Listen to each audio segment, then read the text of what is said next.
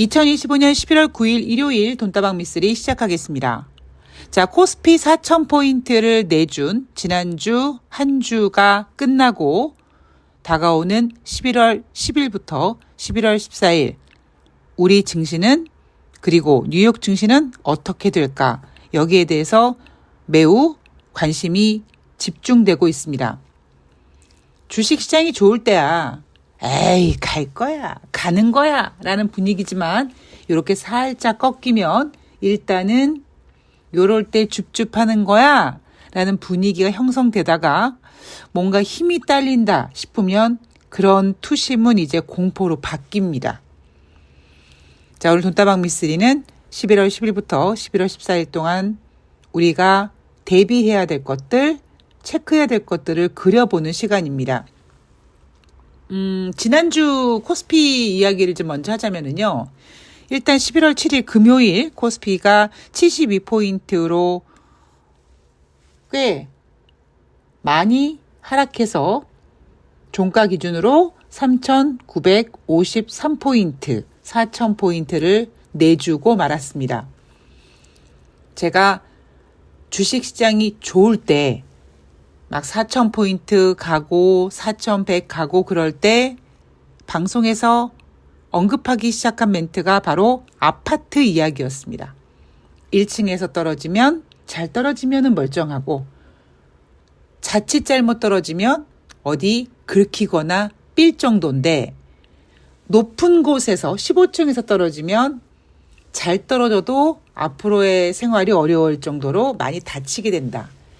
그 비유가 주는 의미는 코스피가 지금 많이 올라와 있기 때문에 만약에 어떤 움직임이 확대되기 시작하면 위에서 떨어질 때 그 공포를 개인 투자자들이 감당하기가 굉장히 힘들다, 아파한다 이런 뉘앙스입니다. 지난주 화요일 11월 4일 코스피는 4,226포인트를 찍고 화, 수, 목, 금 나흘 연속 음봉으로 마감을 했습니다. 특징적인 것은 꼬리를 만들었어요. 그 꼬리를 누가 만들었느냐? 개인 투자자들이 만들었습니다. 왜? 아이, 조정 올 때 사야지. 코스피 5,000 간대잖아. 7,500 간대잖아. 지금 사야 돼. 라는 자신감과 가지고 있던 돈으로 듬뿍 담아대기 시작했고 거기에 외국인들은 애따 받아라 하고 물량을 던졌습니다. 재미있는 사실은요. 개인 투자자들이 그렇게 일본 꼬리를 만들면서 매수에 적극적으로 뛰어들 수 있었던 이유 중에 하나가 뭐냐면 제가 패턴 이야기를 하잖아요. 장중 아름다운 조정. 그동안 대한민국 코스피는요. 쭉 상승하면서 장중에 마이너스가 되더라도 다시 플러스 전환돼서 강세로 끝나는 모습들을 계속 보여줬습니다. 제가 그 당시 여러분들께 이런 얘기를 해드렸습니다. 주식시장은 마치 이성과 같아서 밀당을 한다.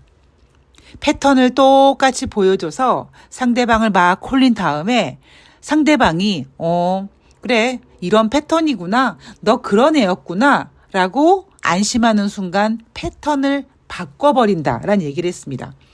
장중에 마이너스가 가더라도 예전에는 다시 플러스로 전환돼서 양봉으로 끝나던 그 증시가 이제 개인 투자자들한테 익숙해졌고 그러다 보니 개인 투자자들이 이건 장중 조정이야 라는 자신감으로 적극적으로 뛰어들어서 일본 꼬리를 만들었습니다. 만든 주체가 누구다? 개인이다. 자, 11월 10일부터 11월 14일까지 한 주 동안 NH투자증권의 코스피 예상 매물은 4,900에서 4,200입니다. 제가 2주 전에 새날 방송에서 이런 이야기를 해드렸습니다. 물론 저는 굉장히 주식시장을 조심스럽게 바라보는 입장이긴 합니다만 진영 방송인 새날에 나가서 또 저의 역할이 있다 보니 굉장히 순화된 이야기를 긍정적인 이야기를 좀 많이 하려고 노력을 하는데 어떤 이야기를 해드려야지 좀 좋을까라는 생각에서 제가 새날 방송에서 얘기했던 건 뭐냐면 대한민국 주식시장이 긍정적인 이유 중에 하나가 위에 매물대가 없다입니다. 없었거든요. 지난 우리 코로나 때 주식시장이 1,400포인트까지 이탈했다가 그 코로나로 인해서 깨진 2,000포인트를 바로 극복하고 3,300포인트까지 갔었거든요. 대부분의 애널리스트들이 이번 강세장에서 그래 3,000 넘으면 그래 매물대가 있으니까 3,100, 3,200 그리고 이제 매물대를 뚫으니까 정신없이 거침없이 갔던 겁니다. 근데 지금은 이제 4,200포인트대 매물대가 형성이 됐어요. 근데 그 매물대를 누가 만들었느냐? 개인들이 지금 포진되어 있는 매물대가 만들어진 겁니다. 즉, 이 얘기는 또다시 제가 새날 방송에서 했던 이야기를 반복하자면 3,000에서 4,000포인트는 굉장히 빨리 왔지만 4,000에서 5,000포인트는 시간이 걸릴 것이다 라는 말과 일맥상통한다라고 보시면 될 것 같아요. 자, 상승 요인으로는 주도주의 실적 모멘텀이 유효하고 하락 요인으로는 AI 버블 논란, 금리 인하 기대 약화, 그다음에 미국 트럼프가 저지르고 있는 관세에 관련된 심의라고 합니다. 상승 요인이 굉장히 부족합니다. 그죠? 그냥 주도주의 실적 모멘텀이 유효할 뿐이다. 야, 대한민국 지금 반도체가 이끌었잖아. 삼성전자, 하이닉스. 걔네 실적 졸라 좋아. 걔네 실적 모멘텀 여전히 남아있어. 엔비디아와 뭐 한대잖아. 이런 분위기라고 하죠. 자, 그리고 증권사 의견을 좀 보면은요. 우선 대신증권은 11월 이슈 공백기에 접어들면서 차익 실현 압박을 강화하고 있다. AI 버블과 밸류에이션 우려에도 중장기 상승 추세는 유효하다라고 얘기하고 있고요. 키움증권은 주도주들은 단기 숨고르기 국면에 진입했다. 하나증권은 하나 둘 할 때 하나증권은 1998년도에서 1999년도 코스피가 300에서 1000포인트까지 레벨업 되던 당시에 6%의 조정이 12번이나 있었고 평균 조정폭도 12% 정도 됐었다. 자, 삼성증권 같은 경우에는 연방정부 셧다운, 그다음에 12월 기준금리 인하 가능성이 제기돼야 되고 엔비디아 실적 발표가 좀 잘 나오면, 즉 이 세 가지 지금 문제가 해소된다면 다시 증시는 강세장으로 복귀가 가능하다라고 합니다. KB증권은 국내 증시 조정 흐름 연장될 수 있으나 악재를 소화하는 과정이다. 대세 상승의 쉼표 구간이다라고 얘기하면서 7,500포인트를 제시한 KB증권에서는 당연히 이렇게 얘기를 해야 되겠죠. 자, 미쓰리가 증권사 의견들을 좀 하나씩 코멘트를 좀 달아주고 싶은데요. 뭐 대신증권이 얘기했던 AI 버블과 밸류에이션 우려에도 중장기 상승 추세가 유효하다. 당연한 얘기죠. 근데 중장기라는 거는요. 정말 중기와 장기입니다, 여러분.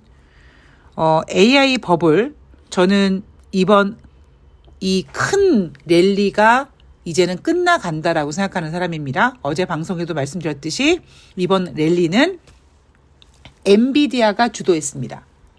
이 랠리에 대한 이야기를 좀 다시 한번 해드릴까요? 자, 2023년 11월 7일 그날은 10월 달 미국의 고용지표가 발표가 됐습니다. 그런데 예상보다 부진했어요. 그러자 2024년 금리 인하 기대감이 스멀스멀 만들어지기 시작했습니다. 점도표는 2024년도 3번 정도의 금리를 인하하겠다라고 보고 있었는데 투자자들은 오랜만에 제가 이 표현하네요. 상상 임신을 하는 것처럼 금리 인하 기대감이 만들어지자 하다 2024년 7번의 금리 인하까지 예상하는 지경에 이르게 됩니다. 그러니까 투자자들은 2024년도 연준이 7번 금리 인하를 할 거래요. 그게 제가 그랬잖아요. 미친 사람들이다. 1년 8번 FOMC 회의에서 7번 금리 인하를 한다는 얘기는 금리 인하가 주식시장의 호재다라는 재료에 앞서서 얼마나 미국 경제가 작살나면은 연준이 7번씩이나 금리 인하를 하냐, 이게 선행이 돼야 된다는 얘기를 해드렸습니다. 문제는 그 금리 인하 기대감으로 증시에 스멀스멀 불을 지피기 시작했고, 그 증시에 불을 지피면서 어떤 랠리에는 주도주가 필요한데 2024년 1월 2일 뉴욕 증시가 개장되면서 나왔던 것이 바로 애플의 매도 보고서입니다. 그러자 주식시장은 이번 랠리에는 애플은 안 되겠네. 야, 애플 나가. 다른 애 들어와봐. 좀 3, 4만에 들어와봐. 그래서 들어온 애가 엔비디아였습니다. 그렇게 2023년 11월 초에 시작된 금리 인하 기대감이 엔비디아 성장 기대감과 함께 시너지 효과를 내면서 2024년도, 2025년도 이런 증시까지 만들어낸 거예요. 그런데 재미있는 사실은 투자자들이 기대한 것처럼 작년에 연준이 금리 인하를 했습니까? 못했거든요. 9월 달에 어쩔 수 없이 50bp 금리 인하. 왜? 8월 달에 경기 침체 이야기가 나왔거든요. 그리고 11월 달에 25bp, 12월 달에 25bp. 겨우 3번의 금리 인하를 통해서 1%의 금리를 인하했습니다. 그리고 올해 돌아서 연준은 금리 인하를 쉽게 하지 못했어요. 왜? 인플레이션 우려 때문에. 그렇게 이번 랠리가 엔비디아와 함께 성장했고 이제 힘을 빼고 있는 겁니다. 그래서 저는 중장기 상승 추세가 유효하다라는 거는요, 증권회사 직원들이 그냥 증시가 이맘때쯤 되면 하는 얘기예요. 막 올라갈 때는 더 간다라고 난리 부르스 치다가 좀 빠지면 이럴 때 비중 확대하십시오. 중장기적으로 상승이 유효합니다라고 얘기를 합니다. 자, 여기서 만약에 뭐 경기 침체라든가 어떤 악재가 나와서 증시가 더 빠지면 뭐라고 합니까? 현금 비중을 늘리십시오라고 얘기합니다. 제가 그랬죠. 이 바닥에 이제 조금 연도를 조금 보태서 30년 정도 있어 보니까 이 패턴이 고정되어 있습니다. 자, 그리고 하나은행에서는 1998년도에서 99년도 코스피가 300에서 1000포인트 갈 때 6%의 조정이 12번이나 있었고 그 조정폭은 12%다. 그런데요, 1998년도에서 1999년도 그때가 IMF 이후입니다. 그 당시는요, 외국인들이 대한민국 주식시장에 막 발을 딛기 시작했습니다. 그 당시 어떤 분위기였냐면 외국인들이 대한민국 어떤 기업에 돈만 빌려준다고 해도 그 기업들이, 그 종목들이 상한가를 가던 때예요. 지금이랑은 판이 약간 다릅니다. 그리고 그때 1000포인트와 첫 포인트는 아파트 1층이라면 지금은 4000포인트예요. 그리고 그 당시만 하더라도 HTS 프로그램이 별로가 아니죠. 없었죠. 2000년도에 대신증권이 HTS 프로그램 막 확대시키고 2000년대 그때 대신증권이 졸라 유능해서 그런 게 아니라 인터넷이 막 발달하면서 증권사 직원들만 볼 수 있었던 그 차트나 이런 정보들이 개인 투자자들한테 볼 수 있었던 때로 바뀌게 됩니다. 그러니까 그 전의 일이거든요. 그러니까 제가 하고 싶은 얘기는 완전 그때와 판이 다르다는 겁니다. 그땐 그랬는데, 그땐 그랬으니까 이번에도 그럴 거다라는 거는 약간 문제가 있다라고 보고 있고요. 자, 삼성증권에서 얘기하는 연방정부 셧다운이 해소되고 12월 달 기준금리 인하 가능성이 다시 제기되고 엔비디아 실적을 발표하는데 물론 잘 나올 거기 때문에 이런 분위기가 만들어지면 다시 강세장에 복귀 가능하다라고 했습니다. 인플레이션 생각을 못하고 있는 거죠. 인플레이션 때문에 미국 경제가 지금 많이 힘들어지고 있다는 거는 간과하고 있습니다. 냉정하게 미국 증시가 가지 못하면 우리도 가지 못합니다. 자, 뉴욕 증시로 넘어가 보면은요. 연방정부 셧다운 협상 추이에 주목해야 된다. 지난주 금요일 뉴욕 증시는요.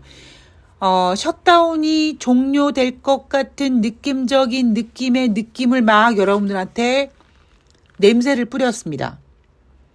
민주당이 오바마 케어 보조금을 장기 유지하기로 했다가 아니야 공화당 일로 와봐 우리 얘기 좀 해보자 우리 1년만 연장하자고 제안했는데 공화당에서는 개풀 뜯어먹는 소리하고 앉아있네 라고 거부했지만 이번 중간선거에서 공화당이 패배했으니까 생각을 좀 달리하지 않을까 이런 기대감과 함께 백악관은 정부가 일단 열린 다음에 민주당이랑 얘기해보겠다 일단 셧다운 끝내자 이게 서로 생각하는 게 다른데 어쨌든 이런 이야기를 막 열심히 예쁘게 포장해서 셧다운 종료 기대감을 막 키우면서 뉴욕 증시의 폭락을 막았다고 생각합니다. 저는. 안 그랬으면 아마 금요일 뉴욕 증시 엄청 많이 하락했을 거예요. 왜냐? 오픈 AI가 인프라 설비 투자에 정부 보조금을 바라고 있다. 현금 없냐? 뭐 이런 불안감이라고 하는데 이게요. 여러분 생각해 보십시오. 진짜 좋을 때는 이런 걱정을 하질 않아요. 오히려 뭐 정부 보조금 뭐 요구하고 있다 그러면 그래 나라에서 이런 거 도와줘야지 그리고 난리부르스를 치는데 지금 이제 사람들은 이미 AI 버블이라는 단어가 노출됐고 그 단어에 반응을 하기 시작했고 그 단어의 반응이 이제는 살짝 공포감처럼 느껴집니다. 예전같이 AI 대세 상승 때는 그래 나라에서 연병 보조금 해줘야지 이랬던 분위기가 지금은 보조금을 요구해야 될 만큼 니네 진짜 현금 없는 거 아니냐 이렇게 의심을 하는 거죠. 마치 연인 관계에서 저 새끼가 혹시 다른 여자 만나는 거 아니야? 뭔가 이상한 느낌이 오면 남자친구가 뭘 해도 의심합니다. 그죠? 그게 참 사람의 심리가 무서운 거예요. 지금 AI가 바로 그런 분위기입니다. 자, 경제지표를 보면은요. 11월 10일 월요일 날 발표되는 경제지표 없고 11월 11일 날 화요일 날은 채권시장은 휴장입니다. 그리고 10월 달 전미 자영업협회에서 발표하는 소기업 낙관지수 발표되는데 물론 후지게 나올 거고요. 11월 12일 수요일 날 발표되는 경제지표 없습니다.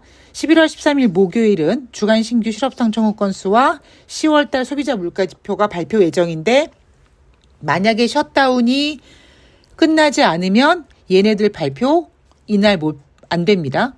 그리고 11월 14일 금요일 날은 10월달 생산자 물가지수와 10월 소매 판매가 발표가 되는데 얘네들도 역시 셧다운이 종료되지 않으면 우리가 알 수 없는 경제지표가 되어버립니다.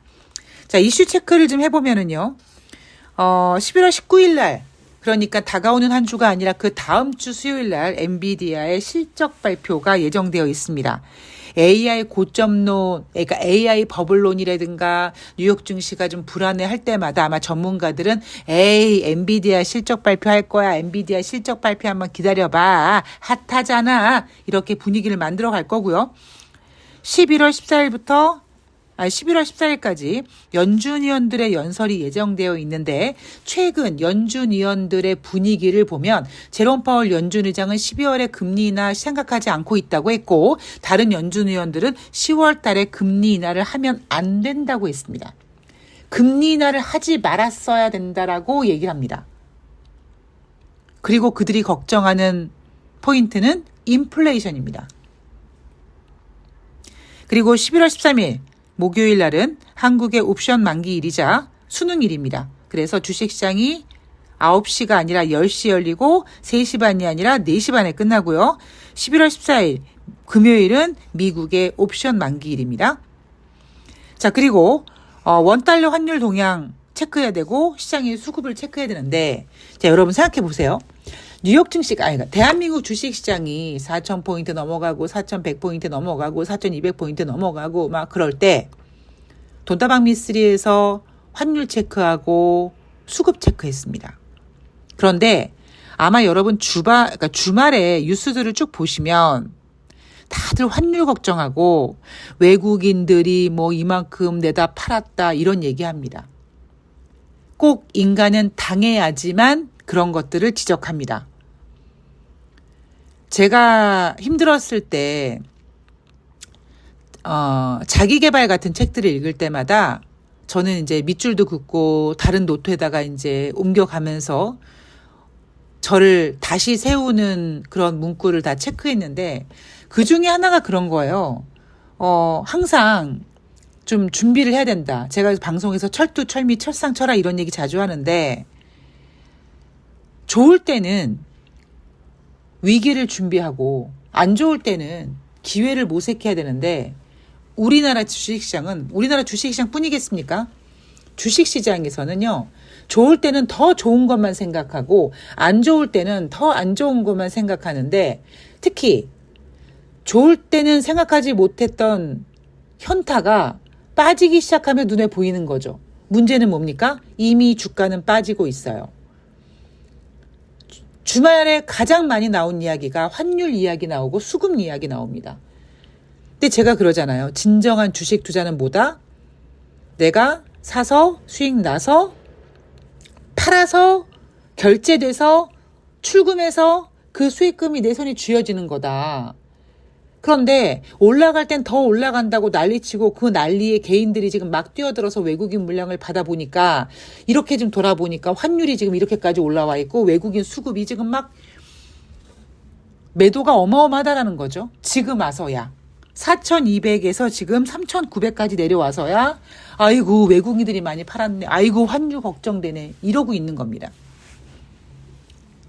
여러분 당장 잔고를 보세요. 물론 뭐 삼성전자 뭐 5만 원 그때 매수하신 분들은 아직까지 수익 구간이시겠습니다만 더 비쌀 때 가장 비쌌을 때보다 수익금이 줄어들었잖아요. 그죠? 이제 그런 분들은 이제 지옥의 문이 열리는 거예요. 높은 수익을 받기 때문에